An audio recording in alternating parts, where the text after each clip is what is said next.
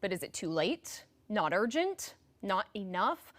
Let's bring in Rob Crable of Defenders of Wildlife to talk about it. Rob, you yourself have said that the work that the governor and the task force did was good, but not bold. Now we see this species in front of our eyes on the brink of extinction.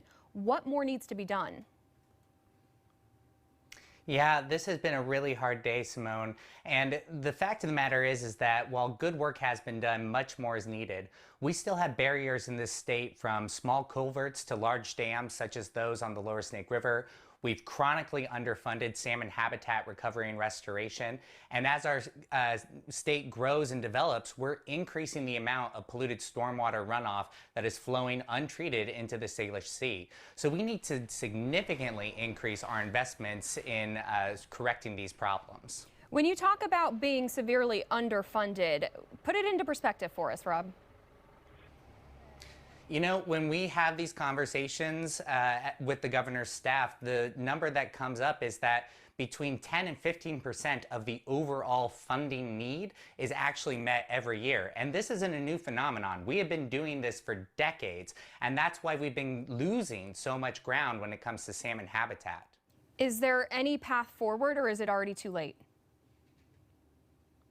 You know, a lot of these problems that we're seeing have been slowly accumulating over years. That's a lot like climate change. So we need to be acting with much greater urgency and much more aggressively to turn the course that we're currently on.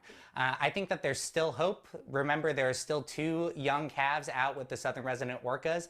But if we do not change course and significantly increase our investments and treat this like the crisis it is, it may be too late for these orcas. So for the people watching you at home right now and listening to your words about this need for more urgency, what can you tell them? What can they do to make a difference and take action?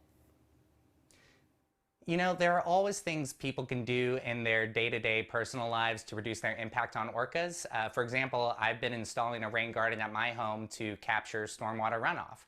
But one of the most important things people can do is contact their elected officials and let them know that this is a crisis that deserves to be treated with a greater sense of urgency.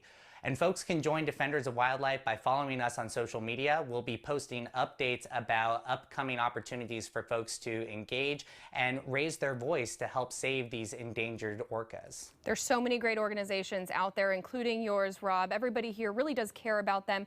We hope we can make an impact before it's too late. Rob Crable, Defenders of Wildlife, thank you so much for joining us tonight.